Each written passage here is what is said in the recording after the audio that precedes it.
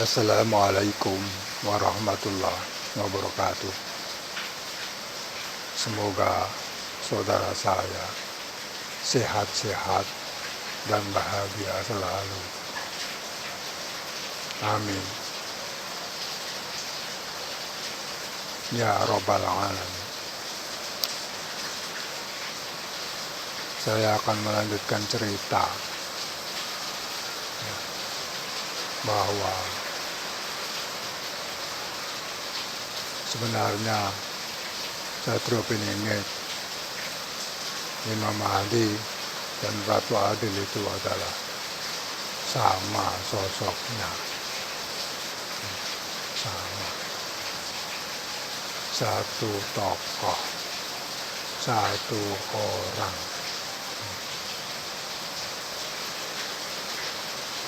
Cuma beda sebutan. Satrio Piningit ya disebut juga Ratu Adil, ya disebut juga Imam Al-Mahdi,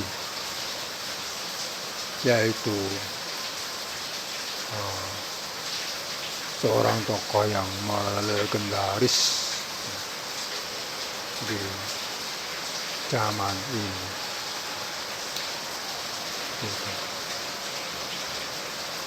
Karena tokoh tersebut sangat ditunggu-tunggu, sangat dinanti-nanti atas kehadirannya untuk bisa mengadakan suatu perubahan.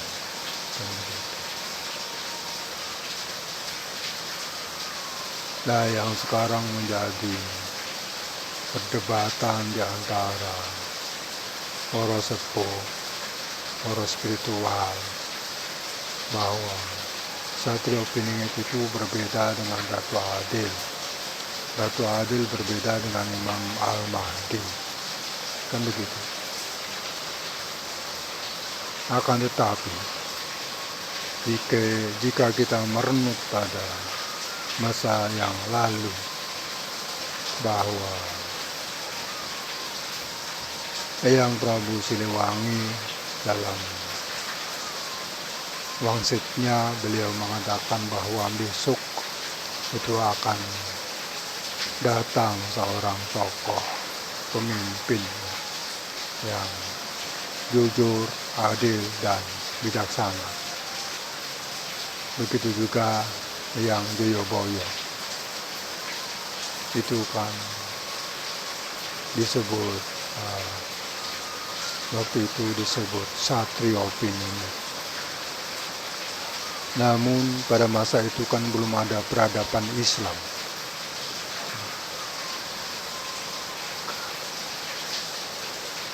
Peradaban Islam masuk di wilayah Nusantara itu pada abad 15 sebelum Masehi. Sehingga belum ada kata-kata Imam Al-Mahdi. Akan tetapi setelah abad 15 Islam masuk di Nusantara, makanya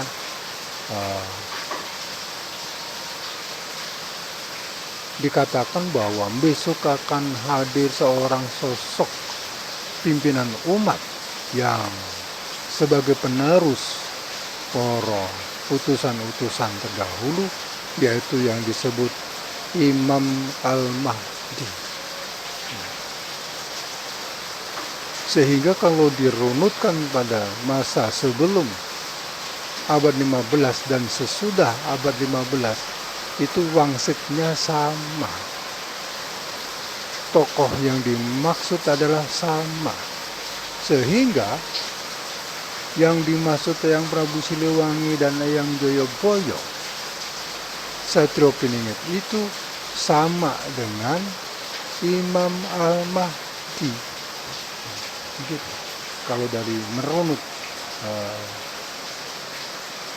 masa yang lalu hingga masa sekarang, karena sumbernya sama.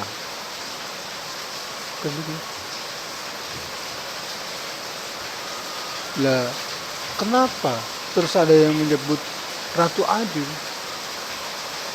Karena sosok tersebut atau Satrio Piningit atau Imam Mahdi itu disebut juga Ratu Adil karena memiliki sifat kasih sayang, welas asih kepada sesama, sehingga disebut Ratu Adil. Mensifati seperti perilaku seorang ibu sebagai pemomong. Pemomong apa? Ya pemomong umat. Penuh dengan kasih sayang, penuh dengan kepedulian, penuh dengan welas asih, penuh dengan kebijaksanaan. Makanya disebut Ratu Adil, Rangun. Makanya ini kan jadi perdebatan di antara persepuh dan power spiritual bahwa Satrio Piningit berbeda dengan Imam Mahdi, berbeda dengan Ratu Adil. Kalau menurut saya kok sama. Cuma beda sebutan saja. Sosoknya satu.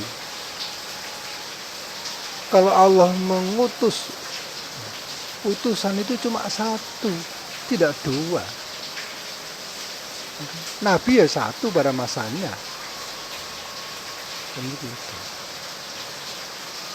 Nah sekarang masanya zaman akhir, ya tokohnya adalah Imam Al-Mahdi, ya satu orang. Bukan 2 orang, bukan 3 orang, bukan 4 orang. Karena apa? Supaya tidak terjadi benturan.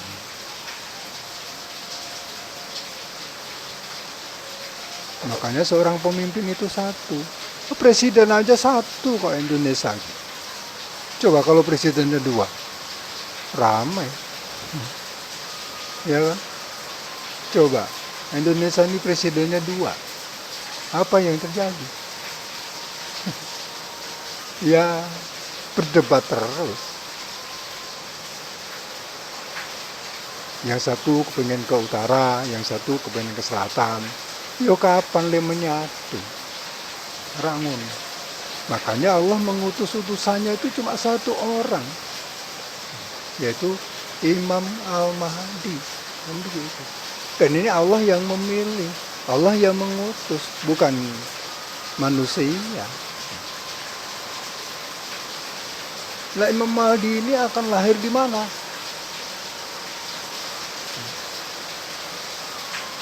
Kalau menurut saya kok lahirnya di Nusantara. Walaupun banyak yang mengklaim Imam Mahdi akan turun di Arab Saudi. Ya, monggo-monggo saja. Mau di Arab Saudi kek, mau di Bangladesh, mau di Amerika, mau di Inggris, orang berpendapat boleh-boleh saja. Tapi itu semua hak Allah, mau diturunkan di mana? Kan begitu. Hak prerogatif Allah Subhanahu wa Ta'ala. Kita manusia hanya bisa memprediksi dan meramalkan. Tapi hak sepenuhnya ya Allah. Kan begitu. Ya mudah-mudahan nanti tokoh ini ya, segera dilahirkan. Jane wis lahir, segera dimunculkan ngono lho ya. Segera dimunculkan. Tapi nek wis metu dirarep do ngopo? Kalau sudah keluar padha ngapain? Kita enggak bisa melihat, enggak mengetahui siapa sosoknya, di mana keberadaannya. Enggak ada yang tahu. Yang tahu hanya Allah. Dan hamba-hamba Allah yang diberitahu, yang dikasih tahu, mengono. Tapi semua bisa merasakan. Bisa merasakan. Merasakan apa? Dampaknya. merasakan dampaknya. Dampaknya apa?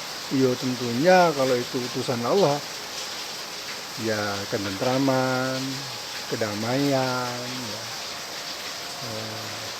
ketenangan, ya begitu. Dan kalau di Al-Quran disebut apa? Baldatun thayyibatun wa rabbun ghafur, kan begitu. Itu sudah tertulis di dalam kitab, ya. Sehingga harapan kita semua bahwa Nusantara ini menjadi Nusantara yang penuh dengan rahmat Allah, ya, penuh dengan keberkahan, ya, penuh dengan ampunan. Ya, disebut juga Nusantara yang baldatun thayyibatun wa rabbun ghafur. Begitu saudaraku. Amin ya Allah ya rabbal alamin. Barakallahu likulli umrik. Wassalamualaikum warahmatullahi wabarakatuh. Om Swastiastu, Namo Buddhaya.